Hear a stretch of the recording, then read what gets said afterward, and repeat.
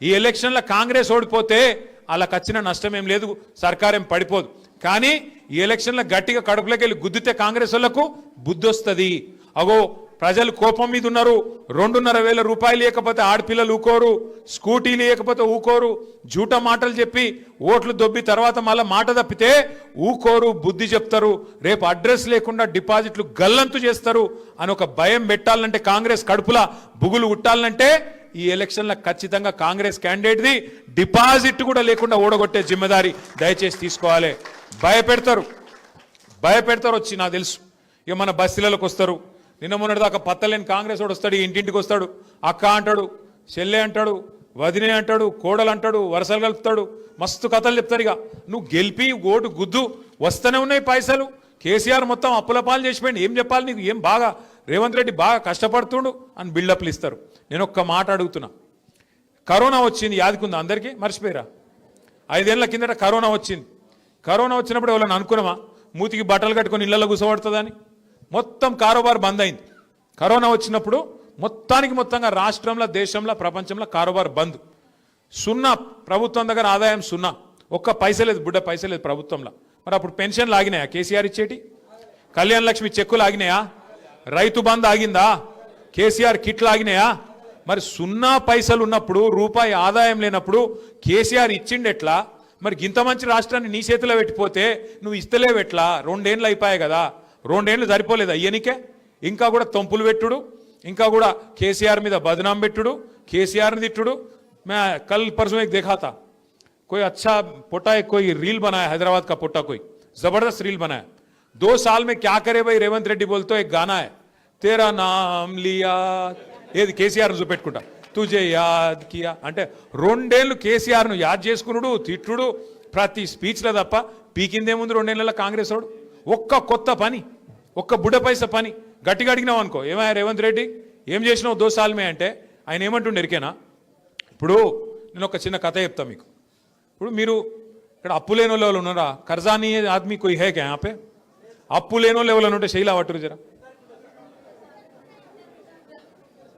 हमारे इब्राहिम भाई को शायद नहीं है. కాదు అప్పు లేనోడు ఎవడు ఉండడు. అప్పు ఉన్నోళ్ళు అందరూ అప్పు ఉన్నోళ్ళే. ఎట్లుంటుంది అంటే, కాకపోతే అప్పు తీసుకుంటాం అందరం. అప్పుడు నేను శ్రవణ్ భాయ్ దగ్గర అప్పు తీసుకున్నా అనుకో, ఒక 5 लाख తీసుకున్నా. అన్నా జర కడితేనే ఒక 2 నెలలు ఇస్తా, మళ్ళీ వాపస్ ఇస్తా, నువ్వు జర ఇయ్య నాకు అర్జెంట్ ఉందంటే ఇచ్చిండు శ్రవణ్ అన్న. ఇచ్చినాక ఇక 2 నెలలు అయిపోయినాయి. శ్రవణ్ అన్న ఫోన్ కొడుతుండు, ఎప్పుడు ఇస్తారో పైసలని నేను ఎత్తుతలేను. పైసలు లేవు నాకు, ఏం చేయాలి మరి? ఫోన్లు కట్ చేస్తున్నా, ఐఎమ్ బిజీ, కాల్ లెటర్ అని మెసేజ్లు పెడుతున్నా. ఇక శ్రవణ్ భాయ్ ఆయన అటు ఇటు చూసిండు. ఇక షేక్ పెట్టిన ఆయన ఉంటాడు, నేను గిన్నె ఉంటా బంజారా హిల్స్లో. ఆయనతో ఇంటికి వచ్చిండు. ఇంటికి వచ్చి పట్టుకున్నాడు. ఏమైనా నువ్వు గమ్మత్తున్నావు, నువ్వు మొన్న పైసలు ఇస్తా అన్నావు, తీసుకున్నావు 2 నెలలు, ఇప్పుడు ఫోన్లు ఎత్తుతలేవు, నకరాలు చేస్తున్నావు, ఏం సంగతి అని పట్టుకున్నాడు. మరి నేను మర్యాద గల్లోని మంచోని అయితే ఏం చెప్తా, అన్నా దండం పెడతానే, ఏమనుకోక ఇంకొక 2 నెలలు టైం ఈ ప్లీజ్, ఎందుకంటే నాకు పైసలు ఉడతలేవు, కష్టం ఉన్నది, రియల్ ఎస్టేట్ డౌన్ అయిపోయింది, రేవంత్ రెడ్డి గారు మొత్తం నాశనం చేసిండు, గబ్బు అయిపోయింది, జర్రా ఏమనుకో కారోబార్ నడుస్తలేదు అని చెప్తా. మర్యాద వస్తున్నైతే ఇంకో 2 महीने और मोहलत दो बोल के పూछతాం. కానీ రేవంత్ రెడ్డి ఏమంటుండే ఎరికేనా, ఏమైనా నువ్వు 100 రోజులలో అన్ని ఇస్తా అన్నావు, మరి 2 ఏళ్ళు అయిపోయి ఏం పత్తలేవు, ఏం సంగతి, ఎప్పుడు ఇస్తావు పైసలు అంటే ఏమంటుండే ఎరికేనా రేవంత్ రెడ్డి? ఏం చేస్తారు బా మీరు, నన్ను కోసుక తింటారా? నేను ఇయ్యపో ఇంత కుల్ల మాట్లాడుతున్నా. ఆయన చూసిర్రా మీరు?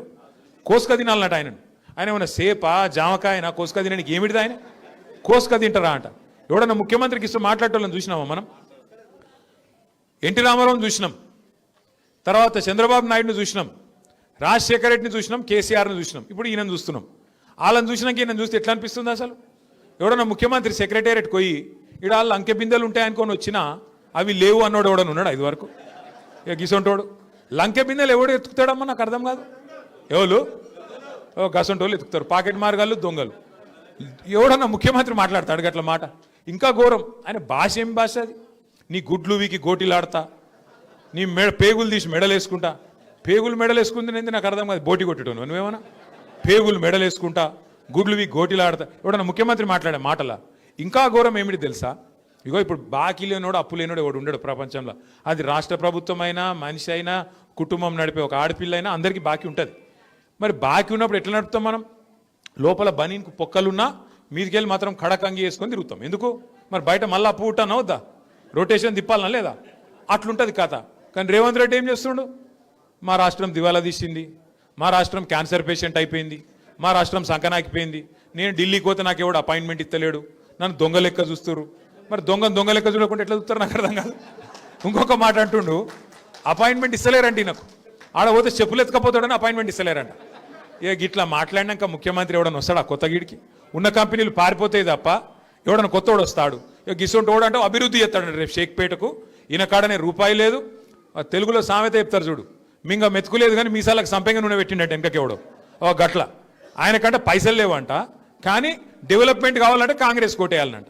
యాడికెళ్ళి చేస్తావు డెవలప్మెంట్ మరి పైసలు లేకపోతే? దయచేసి నేను మిమ్మల్ని అడిగేది ఒకటే, ఆలోచించమని కోరేది ఒకటే, ఎలక్షను ఒక మంచి మోకా మీకు. ఎందుకంటే మళ్ళీ ఇప్పుడు తప్పిపోయిందంటే మళ్ళీ జిహెచ్ఎంసీ దాకా దొరకడు కాంగ్రెస్ వాడు. ఇది పట్టుకోవాలా, బాకీ కార్డు పట్టుకొని ఇంటికి రాగానే అడగాలి, ఏం బిడ్డ వచ్చినావు, మంచిగానే వచ్చినావు, మరి ఏమైనా 55,000 రూపాయలు ఏమైనా కొడుకు అని అడగాలి. మహాలక్ష్మి పథకం కింద మీరే అన్నారు కదా నెలకు 2,500 ఇస్తామని, ఒక గ్యారంటీ కార్డు ఇచ్చిపోయినావు కదా బిడ్డ లాస్ట్ టైము, మరి ఆడవైన పైసలు ఏం సంగతి అని చెప్పి 55,000 అక్కడ పెట్టు, ఓటేస్తా నీకే వేస్తా, 55,000 అయితే అక్కడ పెట్టిపోరా కొడుక అని చెప్పాలి. ఇంకొక డేంజర్ కూడా ఉన్నది మీకు యాద్ చేస్తున్నా, నేను ముందే చెప్తున్నా. కాంగ్రెస్ వాళ్ళు లంగలు ఈ 2 ఏళ్ళు ఫుల్ పైసలు సంపాదించారు రేవంత్ రెడ్డి. రియల్ ఎస్టేట్ మీద వాడి, హైడ్రా పేరు మీద బిల్డర్లను వాని వీని గోకి గీరి గుద్ది గిచ్చి పైసలు బాగా గుంజిండు. ఫుల్ పైసలనే ఆయన కాడ. ఓటుకు 10,000 ఇచ్చినా ఇస్తాడు. మీరు ఏం చేయాలి ఎరికేనా, షేక్పేటలో అయినా మన ఇంటికాడికి వచ్చిర్రు అనుకో, వచ్చి పైసలు చేతిలో పెడతారు, అక్క నువ్వు అయితే పెట్టుకో, నువ్వైతే ఓటేయి, నీకు బాగా పరిస్థితి బాగలేదు, నాకు ఎరికే, నువ్వు మనోని గెలిపియాలి అని చెప్పి అట్లా ఇచ్చిపోతారు. మీరు ఏం చేయాలి తెలుసా, వాళ్ళు హుషారుగా వాళ్ళు కూడా కాంగ్రెస్ వాళ్ళు పైసలు చేతిలో పెట్టి మిమ్మల్ని ప్రమాణం చేయమంటారు. దేవుని పటం మీదనో పిల్లల మీదనో కుటుంబం మీదనో ప్రమాణం చేయమంటారు.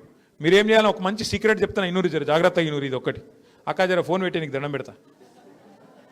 మీ ఆయన మంచిగానే ఉన్నాడు ఫోన్ పెట్టి. అయితే వాళ్ళు వస్తారు, చాలా డేంజర్ ముచ్చట చెప్తున్నా, పెద్దమ్మకు చెప్పు, డేంజర్ ముచ్చట చెప్తున్నా ఇను.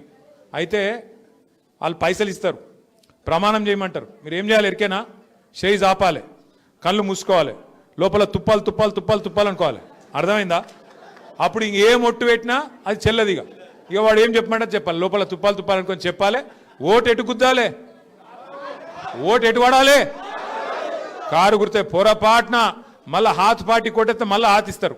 ఇక పువ్వు పార్టీకి ఇస్తే ఇక మీకు తెలుసు, అది పూజకు పనికిరాని పువ్వు. అది అర్థమైందా?